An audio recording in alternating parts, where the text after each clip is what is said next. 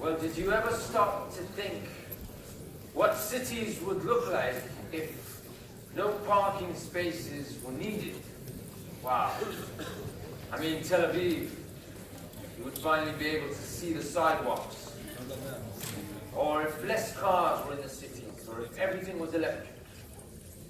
Well, the city planning,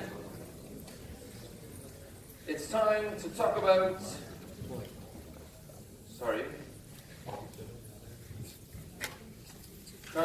the future planning around mobility. So ladies and gentlemen, please welcome Daniel Zucker, Head of Local Market Implementation, Fuel Choices and Smart Mobility Initiative. For our next panel.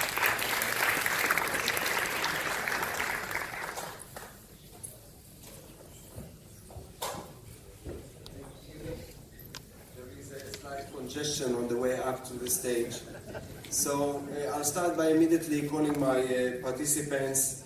So I would like to ask for Paola Pisiano, the Deputy Mayor for Innovation, Smart City, Demographic and Statistical Services from the City of Torino, Michael Sherwood, the Director of Technology and Innovation from Las Vegas, Rikesh Shah, Head of Commercial Innovation from Transport for London, and Jim Ray, Senior Advisor to the Secretary from the United States Department of Transportation.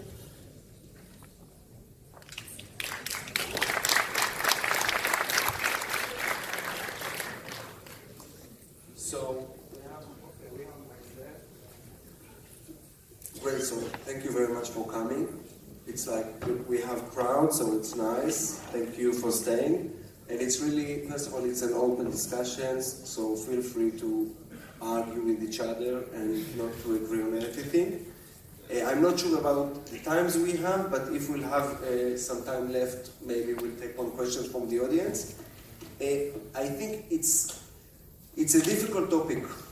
I mean, this discussion is not going to be about technology. Talking about technology, I'm not an engineer, I didn't study a master in science or in computers. But technology is quite easy because you can show some graphs, you can think about it, easy to imagine it.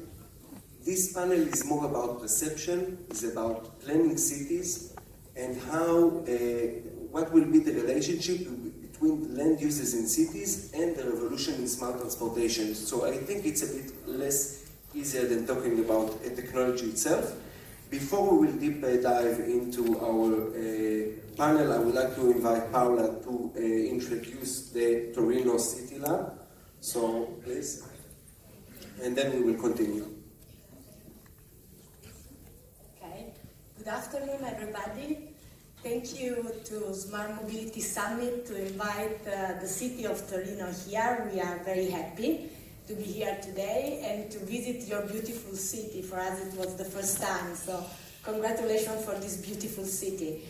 So before talking about mobility, I would like to spend 2 minutes talk about our policy around innovation and to show you a little video on it. So let me see if I'm able to start with the video.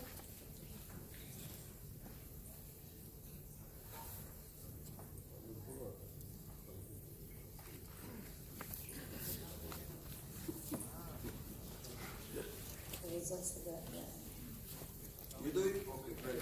They do it. Okay, thank you.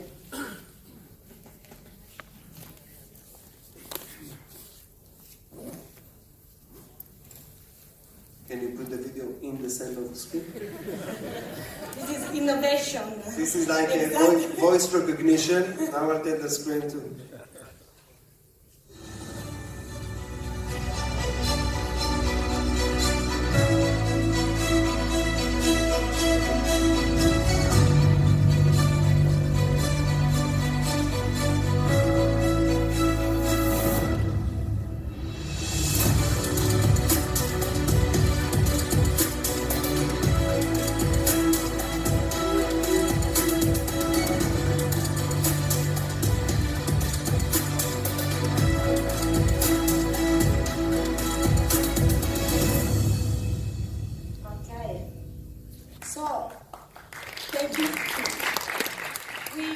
decide as a city to lead innovation in our country.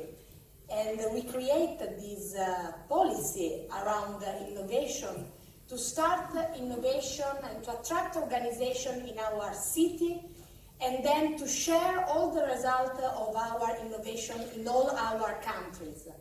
So for doing this, we need to attract innovative organization. Okay, we need to attract innovative organization that test in our city their innovation to show the validity of their innovation and what the city are doing in this moment, are supporting this testing of innovation, helping organization and innovator to do this in a really easy environment, in an environment where the bureaucracy is low and we can have all the authorization in order to test innovation. Imagine to test innovation around drone. The city needs authorization for the flying of the drone, or to test autonomous car in our city. So we collect authorization, we simplify the bureaucracy, and we give all the information and all the data to the organization that want to come in our city and testing innovation. So if the innovation is good, if it has a good impact, a social impact in our society, and in our city, the rule of our city has to be the rule of share this innovation and scale the innovation in all our country and in all Europe. For this reason, we create a lot of partnership with other different cities in order to scale the innovation that start and be tested in our city and then goes in all the country. Of course, I think that also in this panel we will talk about infrastructure and the importance of this infrastructure and scaling also infrastructure in a country. So the city has a new role, not only an habilitator of testing innovation, but a partner that share with organization the risk of innovation and the goal of innovation, of course. One practical case that we start in our city is the project Smart Road, that is a project around autonomous vehicle. We start last February with a decree of the Minister of Transportation and Infrastructure that allowed all the city to test the autonomous vehicle inside the city. So we create a partnership between different actors. We define our use cases. We define a circuit inside our city. We create an agreement with the Ministry of Transportation and Infrastructure in order to be observed and to share our results in all our country. We create partnership with another city, Modena, in Italy, and then we will start the test in November. Actually, we have already started the test last weekend, so we are in the perfect timeline. This is our main partner in this project. As you see, we need, of course, the conversion of different industry. We have automotive, telecommunication, university, and insurance, and SME association. But this is an open partnership between actors and subjects. So we are open to accept other partners in this testing, and we start also to speak with other organizations here in Tel Aviv, like Mobileye. And this is our circuit in our city, as is 35 kilometers of circuit, and you can see the different cases that we are defining in order to test it.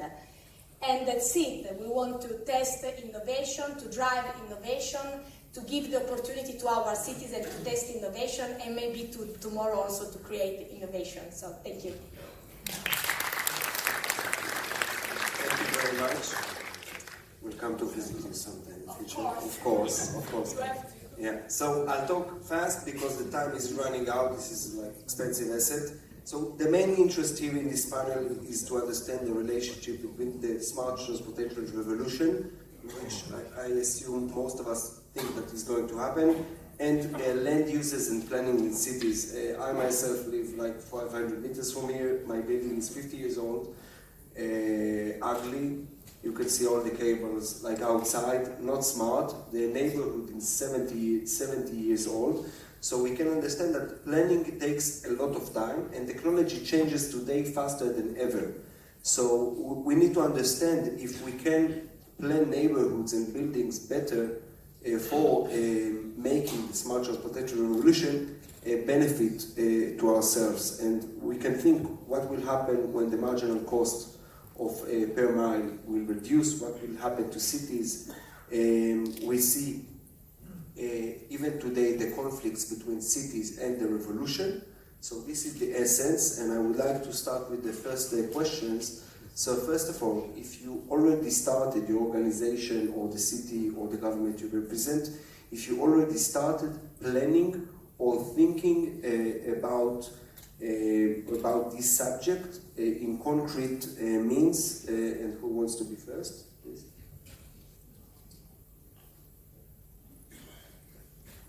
So I think the first thing for me is, how do you define smart? We all have different definitions of smart. I mean, my definition is, there's lots of emerging technology, there's lots of new data. How can it support our city's goals, our city's outcomes? And if it's positive, for me, that's a good success from a smart point of view. I think the other thing to touch on is things have changed. So when I grew up in the 80s and 90s, when it came to mobility, it was quite straightforward. My parents had a car, I would use a bus, I would use a tube, I would own a bike, or I would call up a minicab service. Or things are very different now. We just look around in Tel Aviv, and the amount of mobility options you've got, you don't even need to necessarily own a car. I think the other thing politically is mobility has moved now from just moving people from A to B to much more. So it supports the health agenda, it supports the housing agenda, the economic growth agenda, the digital and science agenda. And transport has a big role to play. So when it comes to London, our mayor is very much focusing on how can transport support the city goals beyond just moving people around. I think going back to new technologies, it's important the city starts with the problem statement and the outcome, and have a very strongly assess what's out there in the marketplace, and engage with the market early. And by engaging early, we can then develop some trials in a controlled manner. And then we can start thinking about scaling. So touching on some of the Torino examples there. But by doing the trial in a controlled manner, you can develop a position. And it's really hard to change regulation in any country, so you really want to be informed. So as a city authority, we want to influence the government and the central government on legislation. I think in the space of mobility, Transport for London is responsible for 27 million journeys every day. So it's very important that we can't afford to go wrong. So anything that we're testing, the right controls need to be in place. And as a result, we can bring the right smart initiatives in. But saying that, in London, we've had driverless technology when it comes to the DLR for 25 years. I mean, that was smart. So smart, a new word. We've had 36 trains on one of the major trains every hour going each way. So again, that's as good as Tokyo or any other transit authority. When it comes to open data, we release all of our data. So as a result, there's 700 plus apps powered by TfL data. That's created 700 new businesses. It doesn't matter the size of the business, whether it's a large player or a small player. In fact, there's one app developer that has a 25% of the bus market share in London. It's one developer and one business development person. And finally, ticketing. Again, how can we use smart ticketing to help people move around?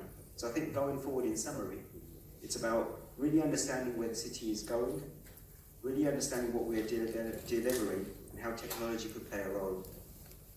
And then think about the public-private contribution. What is the private organisation bringing in? The public authority can't do it all. And as I say, engage early, assess the position, and then think about the delivery strategy. Yeah, I think that's it. So just a couple things.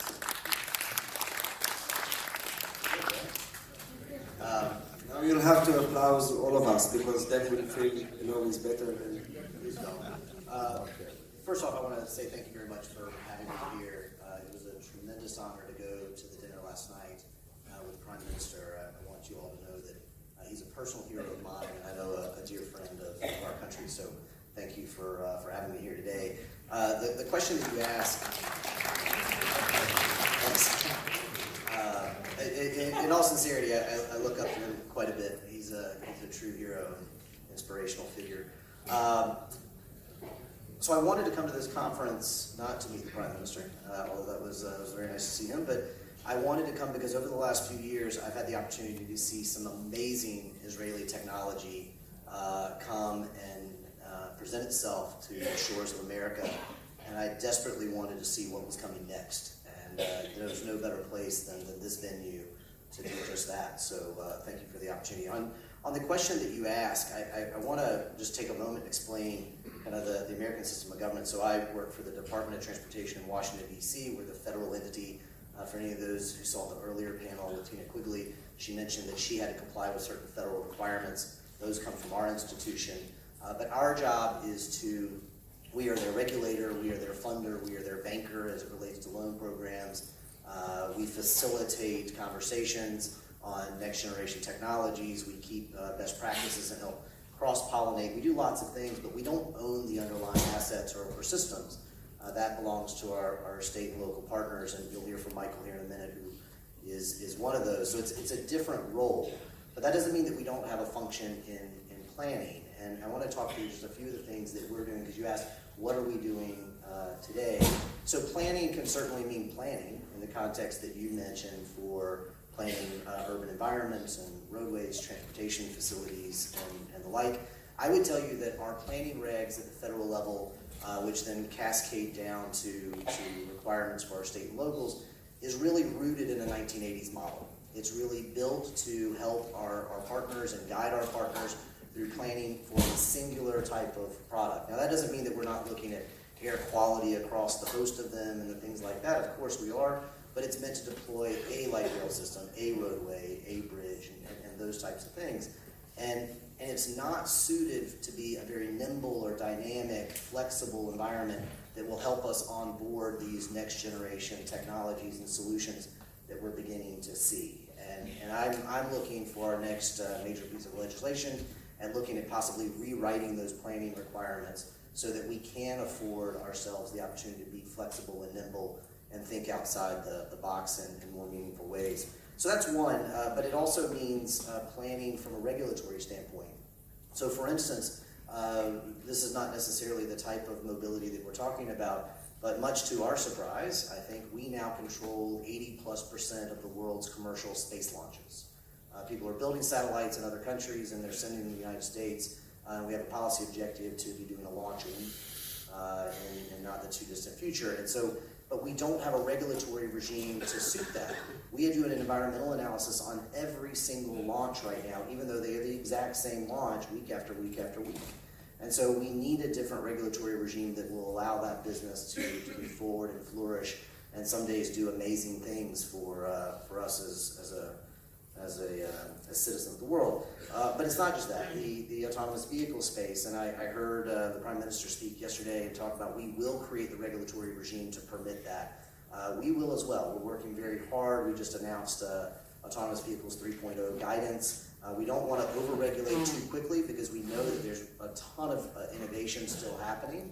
But those types of planning activities are still very much in the process as well.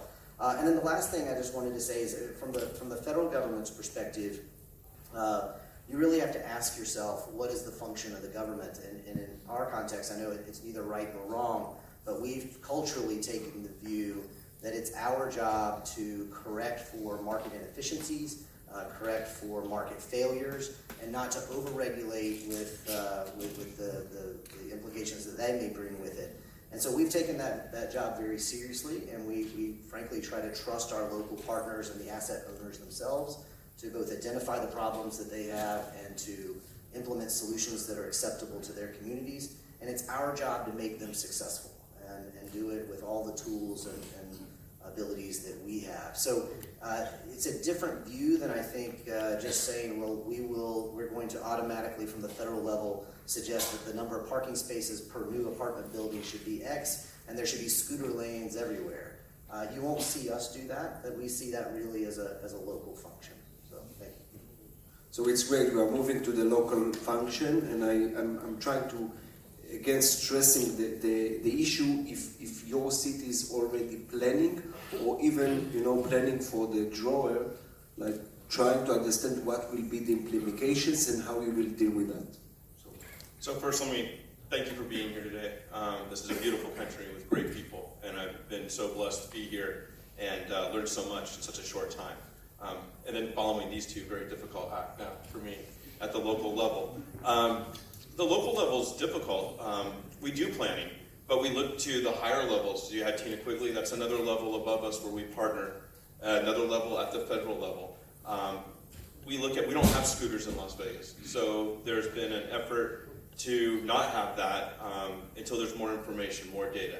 The citizenry hasn't asked for scooters to be prevalent.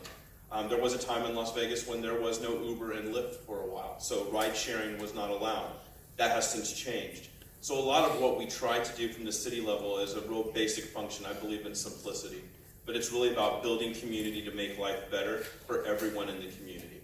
So it's looking at what kind of decisions can we make to simplify transit, to simplify healthcare, without getting in the way of the bodies, the governing bodies that oversee those. How do we make that connection? So I really don't look at the term smart city as a term. I look at connection. How do we make a connection? Because Las Vegas is no smarter than New York. I'd like to think we are, but I know that we're probably not. So we're good at risk. We're good at understanding gambling and money and so forth. And please come. And we'll show you how good we are with risk. But the main point is how do we connect all walks of life to transportation? Sometimes that does mean we look at, like our parking garages as an example. I'll leave this as our last example. We used to build the ramps in the center of the parking garage. So those 4 to 5, 7 foot structures, the ramps would always be in the center. What we've learned over time and in our future plans, we put the ramps on the outside of the parking structure now. That way, if we have, which we believe we will, in the next 5 to 7 years, a deduction in the number of cars that need to use a parking structure, we can repurpose those first 2 or 3 floors into other uses, residential, office, and so forth. While still keeping some parking structure. By having the ramp on the outside, we can pull that down. And now we have a building that we could use for other purposes. So that's kind of when we think about planning. It's what can we do today that will help through the future, and how will those changes connect people to the services they need?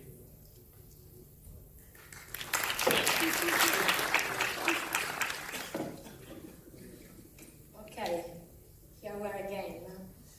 So in Torino, we start from one assumption, that is life is one. So we don't have to waste our time in the traffic. And we know that if we create a smart city, an intelligent city, we can save 60 hours for a citizen to spend doing whatever they want, but not to be in the middle of the traffic or spend money for paying the parking or parking, for example. So starting from this point, we create a list of actions that we are doing in our city in order to simplify the mobility of our city.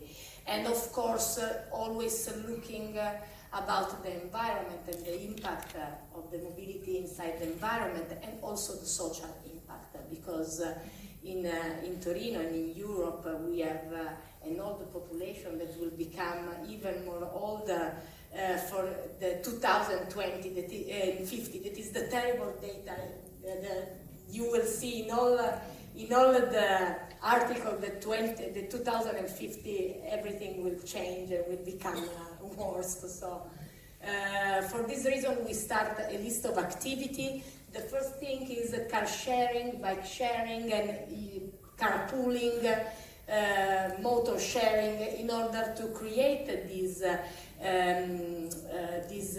habit inside our citizens to use in sharing the car. So to start thinking about the service and not about the goods, that is the car. The second thing is redesign the mobility on the top of the need of our citizen. So we study how our citizens move in our city using data. We collect this data and we start design the line of the public transportation using this data. For example, we're planning the second line of the tube using collecting data of our citizens and use this data. The third thing that we are doing is involve the citizen in the change. So ask them what they would like to have from public transportation. One easy thing is ask them where they want to find the station for the car sharing or the recharge station for the electric vehicle. And we use a platform to collect the opinion of our citizens. Then we use their suggestion to create our innovative mobility. We always have a look to the social impact of mobility, so to understand the accessibility of our mobility and to allow the people that live in the peripheral area of our city to get the public transportation. This is an important issue for our city, the possibility to the citizen to reach the center of the city. And also the economical sustainability, so give the opportunity to everybody to get the bus or public transportation. Finally, give the opportunity to our citizens to test the innovation of a new solution in the mobility, like autonomous vehicle. So we try to attract, as I told you before, innovation in autonomous mobility, autonomous van that will come in January in our city. And we try to push the citizen to use this new mobility and to give us the feedback in order to understand if it's useful for our city. So I think it's...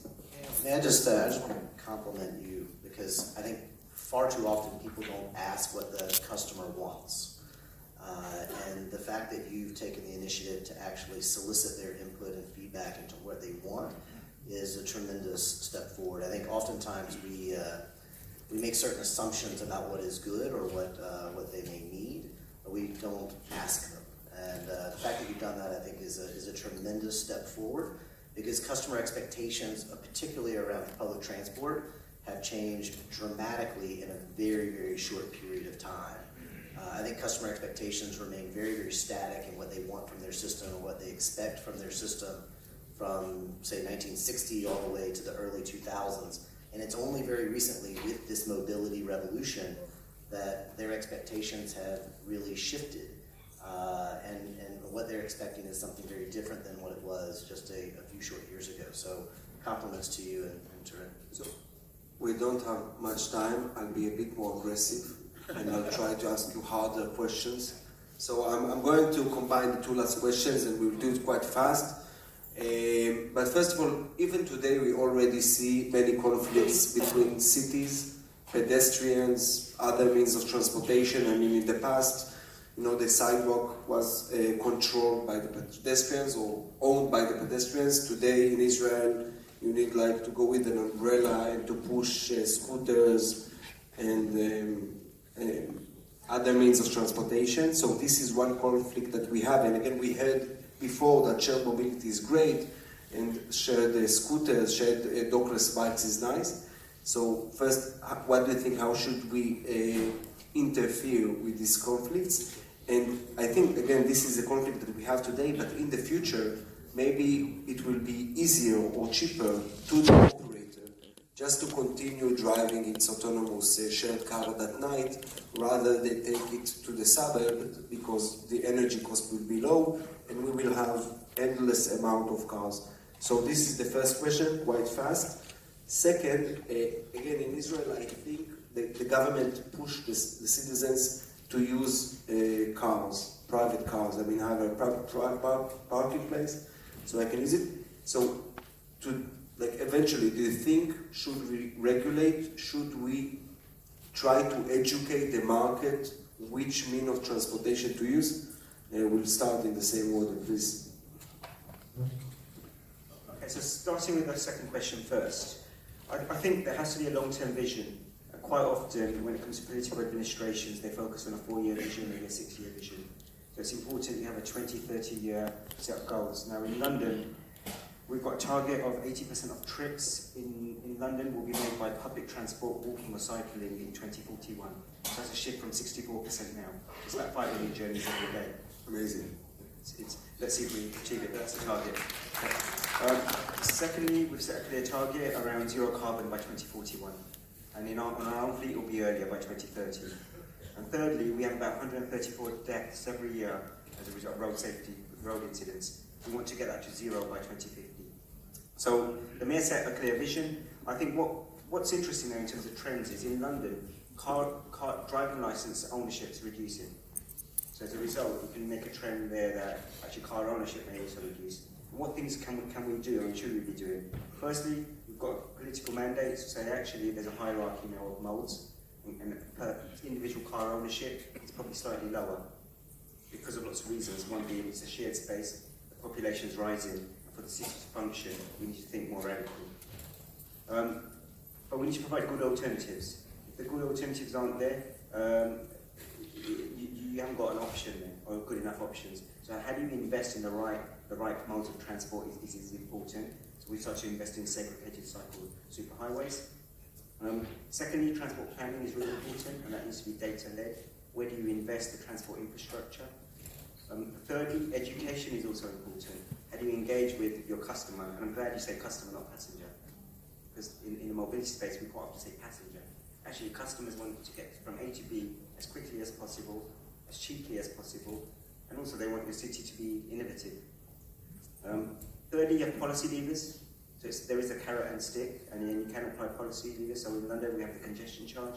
We're about to introduce a new charge, which is if the vehicle is very old, you have to pay a premium for it to use it. But finally, you need leadership, and that's the ecosystem, whether it's the local municipalities, the corporates, the startups. You need to be having this debate to say, actually, what does the future look like, and how do we deliver it together? Good. So I'll handle them in order. One, the conflict, I think I could answer it several ways. So let's take scooters as an example. We're very young in our experience with scooters. Someone told me the other day that I think that in Tel Aviv, those are selling at about 15,000 personal scooters a year. That's a staggering number coming from America, which prior to about 18 months ago, these were things children used, but not nearly as fast, or seemingly dangerous. But having almost been run over multiple times on Tel Aviv streets by them. But I would also say on conflict, I mean, it's interesting the way scooters are being rolled out in the United States. So rather than calling and being courteous and polite and asking a municipality, we intend to come to your town and set up our business and become a part of your mobility and your economy. How can we interface with you? Instead of doing that, the companies that are doing that tend to just show up and drop them all off at 6 a.m.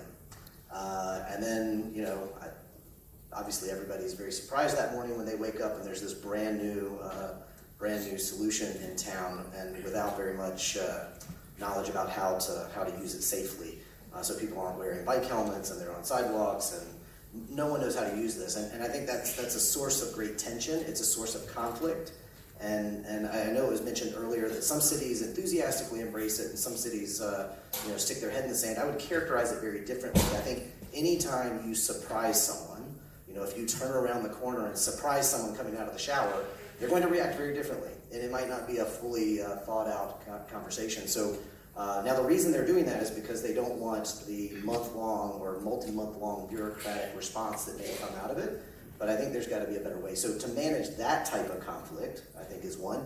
The other is the conflict, which is the safety conflict, which I think is what you were alluding to. As we have all of these different vehicles traversing the same or similar routes, how do we safely do that? And again, I think as these mobility solutions come on board, we undoubtedly will have to insert into the planning process a thoughtful process on how to do that. Does that mean that they become segregated vehicles? I noticed here in Tel Aviv, there's many streets where you have segregated routes in the middle for bikes that scooters are now using and the like. I mean, I think we'll have to manage the conflict as we figure out which solutions will be here to stay and which ones may just be a passing fad. To the second one, which is should we regulate, this is one where I believe, and I think culturally we as Americans tend to believe that our citizens will make very intelligent, very smart decisions about their time and their money if they are armed with the right information. And if we provide them with information, then I think they will do the right thing. Oftentimes, we don't have good information in terms of if I want to go from here to the airport, how far am I away from a light rail station? How long will that trip take? What does the bus take? What does an Uber take? What will a taxi be like? And we don't have that information at our fingertips, but frankly, with the phones that we all carry, very soon and very shortly we should. And I know there's some companies here in this room or outside that are working on those types of solutions. And I think both from a time standpoint and price standpoint, people will make smart decisions if we arm them with the right information. And I'll just give you one quick example. 10 years ago when I was working in the administration before, we did a quick study that showed that approximately 40% of the people on our interstates in our urban areas during both the AM and the PM peaks were not making a work-related trip. Now that might mean that it was a retired couple who happened to like to go to the doctor early in the morning, or you're picking up your dry cleaning in the evening, or you're picking up your child from soccer practice, all perfectly appropriate and noble trips. But why are they using it at the worst possible time of the day? And it's because we're not giving people information or signals that, on how best to use it. And at least in that context, I think now the technology is going to provide better solutions. But at the time, congestion charging and variably priced toll roads sent those queues and broke that log jam of congestion in meaningful ways. Again, providing people with information, associating an actual price associated with that trip, and people are making better decisions about their use of the capacity. So, thank you. Okay, so we must have 2.5 minutes each, and from what I've heard, maybe we're going to tax cars by time and space from your opinions, but who knows? Please. So I'll go quickly. I believe a lot has to do with education and dialogue and communication, and at a local level, that's still not happening at a level enough to educate the population on all the different types of options they have with transit. One interesting factor, and I think it talks about market forces, is there are teenagers. When I was a teenager, as soon as I turned 16, I wanted a car, I wanted to drive on my own. I didn't have any other options. The bicycle would take me too long to get to where I wanted to go. Today, more and more adolescents in America are not getting their license at 16. They're waiting longer. And a lot of that has to do with the cell phones in their pockets. They're able to bring a vehicle to them when they need it, which is a great thing. And I think that will continue with more education and more understanding. That will bleed over into general society as well. In Torino, we have a big problem with the bike free floating. So we find this bike everywhere in our city. So how can we stop this kind of behavior? First of all, we try to educate people from children from the school, so starting from the school, and push the right behavior inside our citizens. The second thing is the communication. For example, our major started 2 years ago a communication against the bad habit that the Italians have to park everywhere the car, so to leave the car in the corner. And we see now that this habit is decreasing. So good communication can be support the change of behavior of the citizen, even in Italy. Guys, thank you all. I know it was short. Thank you very much for coming. One very quick, please. It's going to be an advert. So London's just launched London Road Lab. Essentially, it's for startups or innovative companies, large or small, to apply. It went live yesterday, and the idea is, rather than just designing a proof of concept, which we'll also fund, is we will look to buy the product at the end, which I know has been a challenge with the public sector in the past. Great. Thank you very much. Thank you all very much. We will now take a 15-minute break and resume right after that. Thank you.